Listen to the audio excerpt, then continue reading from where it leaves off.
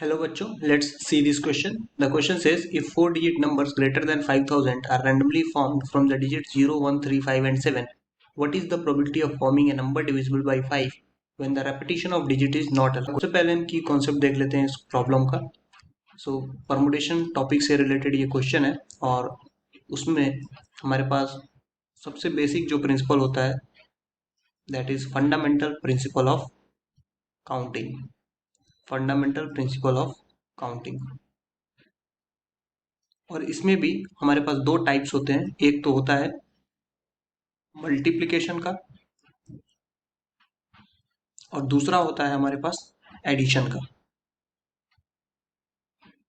तो शॉर्ट में अगर देखें कि ये दो प्रिंसिपल्स हैं क्या, तो मल्टीप्लिकेशन में हम ये कह सकते हैं कि अगर हमारे पास एक बड़ा टास्क है, फॉर एग्जांपल ये जो मैंने एक स्कीमेटिक डायग्राम जस्ट बना दिया है, मान लेते हैं ये पूरा हमारा ओवरऑल टास्क है और इसके अंदर छोटे छोटे सब टास्क हैं.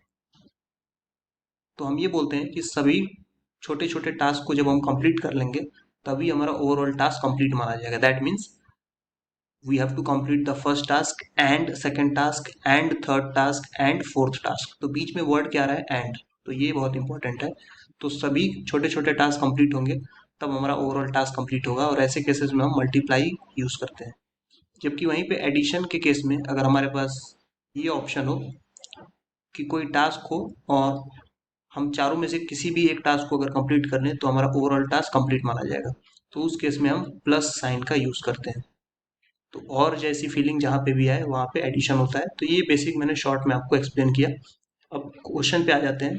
हमारे पास 0, 1, 3, 5 और 7 ये हमारे पास नंबर्स हैं. रिपीटिशन अलाउड नहीं है, रिपीटिशन नॉट अलाउड. और हमें यहाँ पे इन नंबर्स की हेल्प से 4 डिजिट का नंबर बनाना है. इन डिजिट्स की हेल्प से बेसिकली 4 डिजिट नंबर बनाना है जो कि 5000 से बड़ा होना चाहिए. और फाइनली हमें प्रोबेबिलिटी फाइंड करनी है कि वो नंबर डिविजिबल हो 5 से. तो पहले तो टोटल वैसे नंबर्स बना लें जो पॉसिबली इनसे बन सकते हो 4 डिजिट के. तो 4 डिजिट के नंबर में 4 बॉक्सेस हम लोग बना लेते हैं, राइट. अब ग्रेटर देन 5000 होने के लिए फर्स्ट बॉक्स में 5 या 7 तो होना ही चाहिए. अब मान लेते हैं 5 या 7 में से किसी एक नंबर को यहाँ फिल कर दिया तो बचे कितने, 4 नंबर्स हमारे पास बचेंगे. तो इसका मतलब इस बॉक्स को फिल करने के 4 वेज हमारे पास होंगे. जबकि ये फर्स्ट बॉक्स को फिल करने के कितने तरीके हैं, 2 वेज, 2 वेज ओनली, क्योंकि 5 या 7 यही दो फिल हो सकते हैं. 5 और 7 यही तो आ सकता है बस.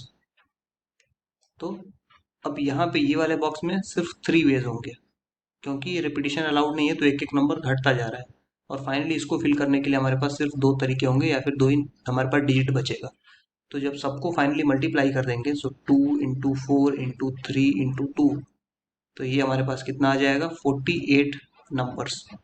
तो ऐसे नंबर्स हमारे पास 48 हैं जो 5000 से बेसिकली ग्रेटर होंगे. और राइट, और यहाँ पे अब हमें बात करनी है डिविजिबल बाई 5 के लिए. तो डिविजिबल बाई 5 के लिए अगर हम केसेस को यहाँ पे ड्रॉ करें बेसिकली, तो हमारे पास क्या क्या केसेस बन सकते हैं. केस 1, जब फर्स्ट बॉक्स में 5 हो तो हमारे पास उस केस में क्या पॉसिबिलिटी बन सकती है एक बार हम देखेंगे. जो अवेलेबल डिजिट्स हैं हमारे पास वो क्या क्या थे, एक बार उनको फिर से कंसिडर करेंगे. 0, 1, 3, 5 और 7 ये हमारे पास 5 डिजिट अवेलेबल थे.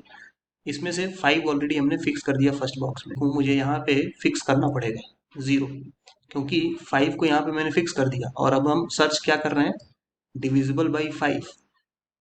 तो कोई भी नंबर डिविजिबल बाई 5 कब होता है, जब लास्ट में 5 आ जाए या फिर 0 आ जाए. तो जैसे ही मैंने यहाँ पे फर्स्ट बॉक्स को 5 से फिल कर दिया, अब मेरे पास कोई ऑप्शन नहीं है, 0 लास्ट में फिल करना ही पड़ेगा मुझे, अदरवाइज वो नंबर डिविजिबल बाई 5 होगा ही नहीं. तो 5 वाले केस में जब नंबर 5 से स्टार्ट हो रहा है उस केस में ऑलरेडी दो नंबर्स फिक्स हो चुके हैं, राइट. तो हमारे पास 0 गया, 5 गया, तो तीन ही नंबर्स बचे. तो इस बॉक्स को फिल करने के लिए 3 तरीके और इस बॉक्स को फिल करने के लिए 2 तरीके. तो 3 × 2 सिर्फ 6 नंबर्स बनेंगे ऐसे जो 5 से स्टार्ट हो रहे हो और 0 से एंड हो रहे हो. अब केस 2 पे जब जाएंगे तो यहाँ पे हमें 5000 से ग्रेटर नंबर ही चाहिए. तो 7 को मैं फिल कर देता हूँ, राइट. जैसे ही 7 को फिल किया इस बार हमारे पास लास्ट में फिल करने के लिए दो चॉइसेस आ जाएंगे, क्योंकि 0, 1, 3, 5, 7 ये चार अवेलेबिलिटी है हमारे पास, ये पांच अवेलेबिलिटी है।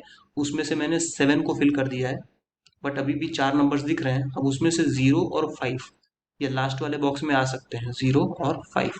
तो बेसिकली डिविजिबल बाई 5 होने के लिए लास्ट में 0 हो या फिर 5 हो तब भी चल जाएगा। तो 2 वेज हमारे पास लास्ट बॉक्स के लिए आ गए।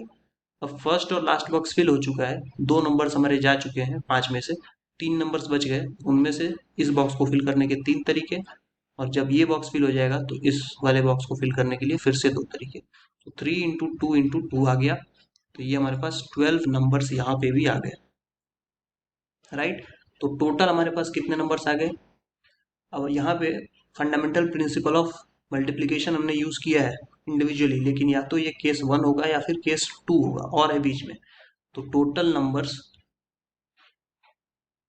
Greater than 5000 and divisible by 5 is equal to 6 + 12 यानी 18।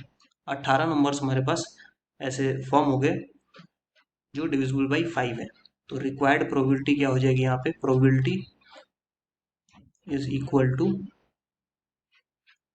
जो हमारे फेवरेबल आउटकम्स हैं यानी कि जो डिविजिबल वाले हैं, और टोटल हमारे पास 48 था। सो 3 से इसको डिवाइड कर दें तो 6 बाई हमारे पास हो जाएगा 16, और फाइनली अगर हम 2 से डिवाइड कर दें तो ये 3/8। So this will be our answer. So that's all. I hope you understood this well. Thank you and best of luck.